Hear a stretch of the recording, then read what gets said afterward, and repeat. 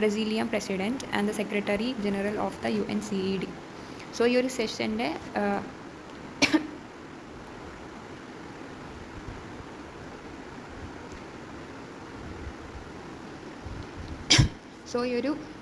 Session ആരാണ് ഗവൺ ചെയ്തതെന്ന് വെച്ചാൽ ബ്രസീലിയൻ പ്രസിഡൻറ്റും അതേപോലെ UNCEDൻ്റെ ജനറൽ സെക്രട്ടറി ആയിട്ടുള്ള മൗര്യ സ്ട്രോങ് ആണ് ഈ ഒരു സെഷനെ കോർഡിനേറ്റ് ചെയ്തത്.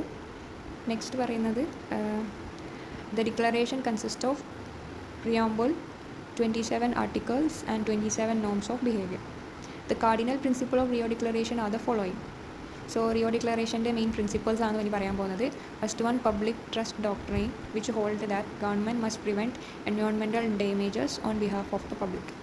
ആദ്യം പറയുന്നത് എന്താ വെച്ചാൽ ഗവൺമെൻറ് എന്ന് പറയുന്നത് എൻവയോൺമെൻറ്റൽ ഡാമേജസിനെ പ്രിവെൻറ്റ് ചെയ്യുന്ന രീതിയിലായിരിക്കണം എന്നുള്ളതാണ്. Second one, precautionary principle. അല്ല, ആദ്യം പറഞ്ഞത് എന്താ വെച്ചാൽ പബ്ലിക് ട്രസ്റ്റ് ഡോക്ട്രൈനാണ്. അങ്ങനെ വെച്ചാൽ എൻവയോൺമെൻറ്റൽ ഡാമേജസിന് എതിരെ ഗവൺമെൻറ് വർക്ക് ചെയ്യണമെന്നുള്ളതാണ് പബ്ലിക്കിൻ്റെ വെൽഫെയറിന് വേണ്ടിയിട്ട്. സെക്കൻഡ് വൺ, പ്രിക്കോഷണറി പ്രിൻസിപ്പിളാണ്. പ്രിക്കോഷണറി പ്രിൻസിപ്പിൾ എന്ന് പറയുമ്പോൾ which hold precautionary measures must be taken whenever there is a threat of environmental damages disregarding the cost effective aspect.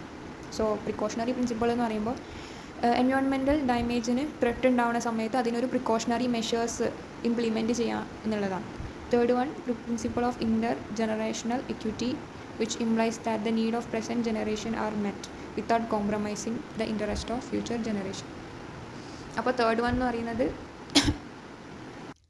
Second one എന്ന് പറയുന്നത് principle of inter generational equity. അങ്ങനെ വെച്ചാൽ present ജനറേഷൻ്റെ ആവശ്യമെന്ന് പറയുന്നത് future ജനറേഷൻ്റെ ഇൻട്രസ്റ്റുമായിട്ട് compromise ചെയ്യുന്ന രീതിയിൽ ആവാൻ പാടില്ല. വിച്ച് മീൻസ് ഇപ്പോൾ എൻവയോൺമെൻറ്റിന് എന്തെങ്കിലും നാശനഷ്ടമെല്ലാം വന്നു കഴിഞ്ഞാൽ അതിന് വേണ്ടിയിട്ട് സ്യൂട്ടബിൾ ആയിട്ടുള്ള ഒരു ആക്ഷൻ കൊണ്ടുവരണം എന്നുള്ളതാണ്. So present generation are met without compromising interest of future generation. Next പറയുന്നത് principle of intra generational equity, which implies that all people of the present generation have the right for equal share of benefits of natural resources and also they have equal right for a clean and healthy environment. So നാലാമത്തെ principle എന്ന് വെച്ചാൽ principle of intra generational equity. അങ്ങനെ വെച്ചാൽ present ജനറേഷനിലുള്ള ആൾക്കാർ എന്ന് പറയുന്നത് natural റിസോഴ്സിൻ്റെ benefits ഈക്വലായിട്ട് share ചെയ്യണം. അതേപോലെ തന്നെ clean and healthy environment share ചെയ്യാൻ വേണ്ടിയിട്ട് അവർക്ക് ഈക്വൽ റൈറ്റ് ഉണ്ട്. ഫസ്റ്റ് വൺ പറയുന്നത് subsidiary principle. Subsidiary principle, which essentially means that decision should be made either by communities affected or on either behalf by the authority closest to them. Sixth one, polluter pays principle, PPP, which suggests that polluter should bear the cost for preventing and controlling pollution. So sixth one എന്ന് പറയുന്നത് PPP, അതായത് polluter pays പ്രിൻസിപ്പിളാണ്. അതിലെന്താ പറയുന്നത് വെച്ചാൽ polluter should beer the cost for preventing and controlling pollution. അതായത് ഈ pollution ഉണ്ടാക്കുന്ന ഈ പൊല്യൂട്ടർ എന്ത് ചെയ്യണം, പൊല്യൂഷനെ കൺട്രോൾ ചെയ്യുന്ന രീതിയിൽ ആയിരിക്കണം എന്നുള്ളതാണ്.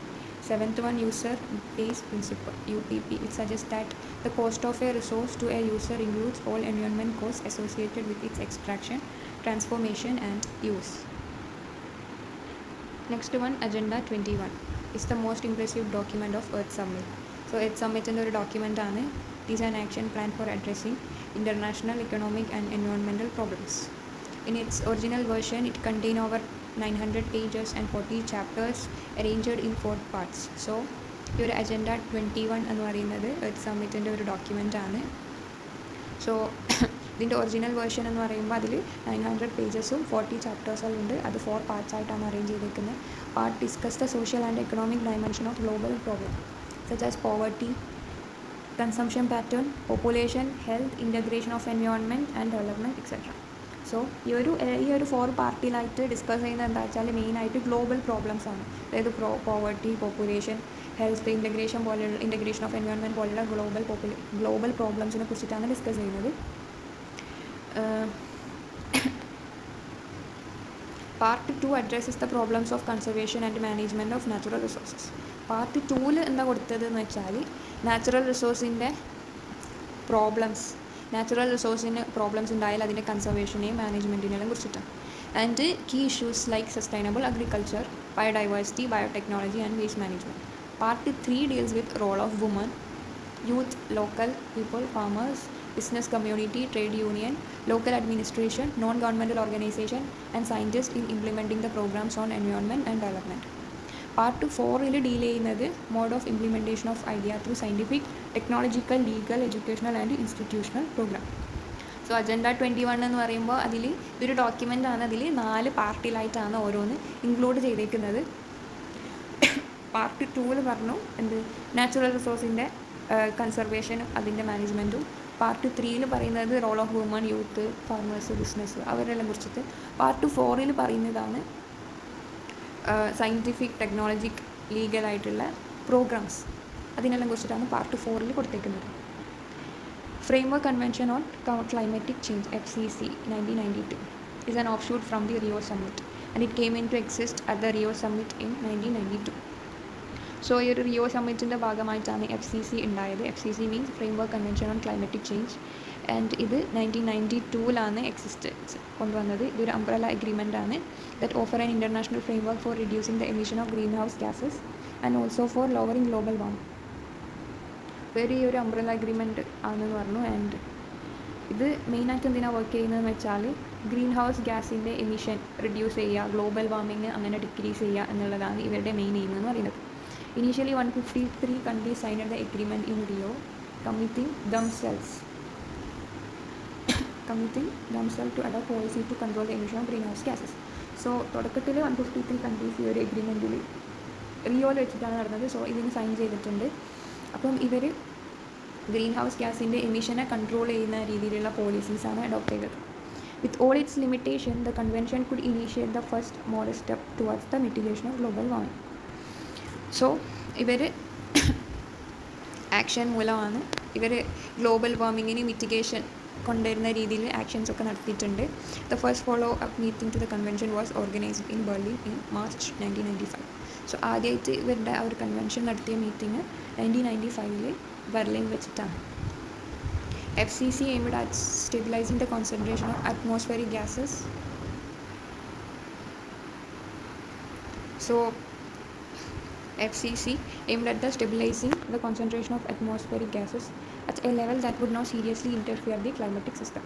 സോ ഇവർ മെയിനായിട്ട് ഫോക്കസ് ചെയ്ത് എന്താണെന്ന് വെച്ചാൽ അറ്റ്മോസ്ഫിയറിക് ഗ്യാസസിൻ്റെ കോൺസെൻട്രേഷനെ സ്റ്റെബിലൈസ് ചെയ്യുക എന്നുള്ളതാണ്. എന്നാൽ മാത്രമേ ഗ്രീൻ ഹൗസ് ഗ്യാസസ് അതായത് ഗ്ലോബൽ വാർമിംഗ് ഇല്ലാണ്ടാക്കാൻ വേണ്ടി പറ്റും. സോ അങ്ങനെ സ്റ്റെബിലൈസ് ചെയ്യുക എങ്ങനെയാണെന്ന് വെച്ചാൽ അതായത് ക്ലൈമാറ്റിക് സിസ്റ്റത്തിന് സീരിയസ് ഡാമേജസ് ഉണ്ടാക്കാത്ത രീതിയിൽ അറ്റ്മോസ്ഫിയറിക് ഗ്യാസിൻ്റെ കോൺസെൻട്രേഷനെ സ്റ്റെബിലൈസ് ചെയ്യുക. അതാണ് ഇവർ മെയിനായിട്ട് എയിം എന്ന് പറയുന്നത്. നെക്സ്റ്റ് പറയുന്നത് inter governmental panel on climate change IPCC is an intergovernmental or international body organization under the UN for the assessment of all aspects of climate change and its impacts. So climatic change അതുപോലെ അതിൻ്റെ impacts അതിന് വേണ്ടിയിട്ട് നടത്തിയ ഒരു inter governmental അല്ലെങ്കിൽ international ഓർഗനൈസേഷനാണ്. UN അണ്ടറിലാണ്, which means UN ആണ് ഇതിൻ്റെ ഇനീഷ്യേറ്റീവ് എന്ന് പറയുന്നത്. It was established in 1988 jointly by the United Nations Environment Program and World Meteorological Organization to propagate the current scientific view on climate change and its environment and socio-economic impacts. So ഇത് 1988 establish ചെയ്തത്. And UNEPയും അതുപോലെ world മെറ്റിയോറോളജിക്കൽ organisation ഇവർ രണ്ടാളും ചേർന്നിട്ടാണ് ഇത് establish ചെയ്തത്. ഇതെന്തിനാന്ന് വെച്ചാൽ നമ്മളെ ക്ലൈമാറ്റിക് ചേഞ്ച് അതുപോലെ തന്നെ environmental and socio economic impacts ഇതിൻ്റെ ഒക്കെ ഇമ്പാക്ട്സിനെ ഫോക്കസ് ചെയ്തിട്ടുള്ളതാണ്. IPCC function to assess in a comprehensive, objective and transparent manner the scientific, technical and socio-economic information relevant to understand the scientific basis of the risk of human induced climate change and measures to be adopted for the mitigation. So climatic changes അതായത് climatic changes so IPCC എന്ന് പറയുന്നത് ഇതൊരു comprehensive, objective, transparent മാനറാണ്. എന്തിനാ വെച്ചാൽ human induced ആയിട്ടുള്ള കുറേ climatic changes മനസ്സിലാക്കിയിട്ട് അതിന് പ്രിവെൻറ്റീവ് മെഷേഴ്സ് കൊണ്ടുവന്ന് അതിൻ്റെ മിറ്റിഗേഷൻസ് എല്ലാം നടത്താൻ വേണ്ടിയിട്ട് ഇത് വളരെ യൂസ്ഫുൾ ആണ് ഈ IPCC എന്ന് പറയുന്നത്. It collects the world wide information, reviews and assess them, forward comprehensive report and recommendation. So ഇത് വേൾഡ് വൈഡ് ആയിട്ടുള്ള അങ്ങനെയുള്ള ക്ലൈമറ്റിക് ചേഞ്ച് ഇൻഫർമേഷൻസ് കളക്ട് ചെയ്യും, അതേപോലെ റിപ്പോർട്ട്സ്, കോംപ്രഹെൻസീവ് റിപ്പോർട്ട്സ് ഇംപ്ലിമെൻറ്റ് ചെയ്യും, recommendation and suggest response strategy. So ആ ഒരു റിപ്പോർട്ടും comprehensive reports implement ചെയ്തിട്ട് അതേപോലെ റെക്കമെൻഡേഷൻസും റെസ്പോൺസ് സ്ട്രാറ്റജീസ് എല്ലാം സജസ്റ്റ് ചെയ്യും. അതായത് അതിൻ്റെ മിറ്റിഗേഷൻസ് എങ്ങനെയാണ് നടത്തേണ്ടത്, അതിന് വേണ്ടിയിട്ടുള്ള കൺട്രോളിങ് മെഷേഴ്സ് എങ്ങനെയൊക്കെയാണ്, അങ്ങനെയുള്ള കാര്യങ്ങളെല്ലാം അതിൽ ഇൻവോൾവ് ആയിരിക്കും. It does not undertake any original research programme or does it monitor any climatic related data. Thousands of scientists from all over the world work for IPCC on a voluntary basis. So the Secretariat of IPCC, functioning in the headquarters of WMO in Geneva, coordinates all the work in the different part of the world and liaises with various government.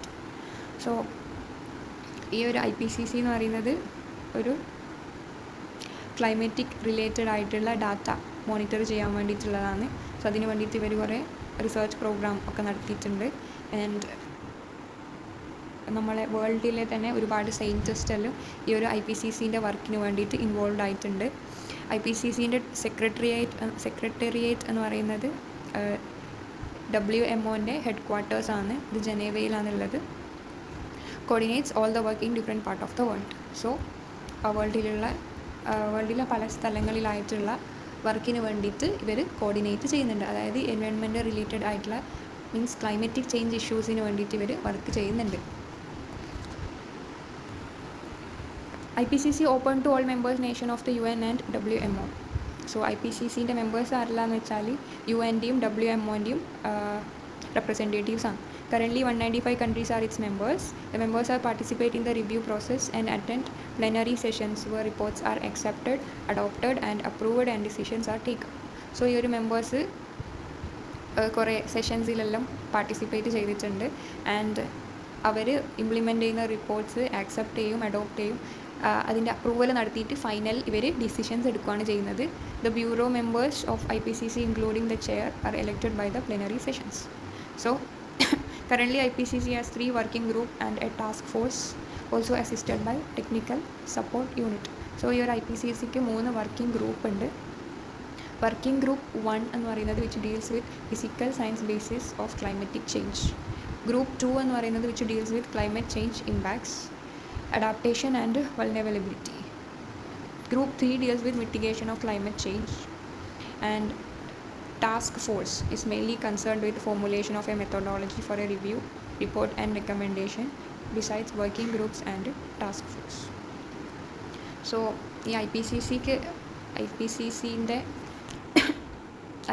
3 working ഗ്രൂപ്പും ഒരു task ഫോഴ്സും ഉണ്ട് എന്നാണ് പറഞ്ഞത്. ഇതിനെന്ന് വെച്ചാൽ technical support assist ചെയ്യാൻ വേണ്ടിയിട്ട്. അപ്പോൾ വർക്കിംഗ് ഗ്രൂപ്പ് 1 എന്ന് പറയുന്നത് ക്ലൈമറ്റിക് ചേഞ്ചിൻ്റെ ഫിസിക്കൽ സയൻസ് ബേസിസിന് ആയിട്ട് ഡീൽ ചെയ്യുന്നതാണ്. ഗ്രൂപ്പ് 2 എന്ന് വെച്ചാൽ climatic change impact and adaptations എല്ലാം റിലേറ്റഡ് ആണ്. ഗ്രൂപ്പ് 3 എന്ന് പറയുന്നത് ക്ലൈമറ്റിക് ചേഞ്ചിൻ്റെ മിറ്റിഗേഷനുമായിട്ട് ഡീൽ ചെയ്തതാണ്. ഇനി ടാസ്ക് ഫോഴ്സ് എന്ന് വെച്ചാൽ ഇത് മെയിനായിട്ട് ഫോർമുലേറ്റ് ചെയ്തത് റിവ്യൂ, അതായത് methodology for review, report and recommendations. Task groups and steering group may also form or sometime to consider a specific topic or questions. അപ്പം അതേപോലെ തന്നെ ടാസ്ക് ഗ്രൂപ്പും സ്റ്റിയറിംഗ് ഗ്രൂപ്പും ഉണ്ട്. ഇതെന്തിനാന്ന് വെച്ചാൽ സ്പെസിഫിക് ആയിട്ടുള്ള ടോപ്പിക് അല്ലെങ്കിൽ ക്വസ്റ്റ്യൻസ് ഉണ്ടാക്കാൻ വേണ്ടിയിട്ടാണ്. നെക്സ്റ്റ് പറയുന്നത് forest principle. One of the hottest issue in 1992 Earth Summit was one related to the forest principle. So the northern country in general and the USA in particular insisted that there must be a legal binding convention by which every nation is bound to protect as forest, recognizing them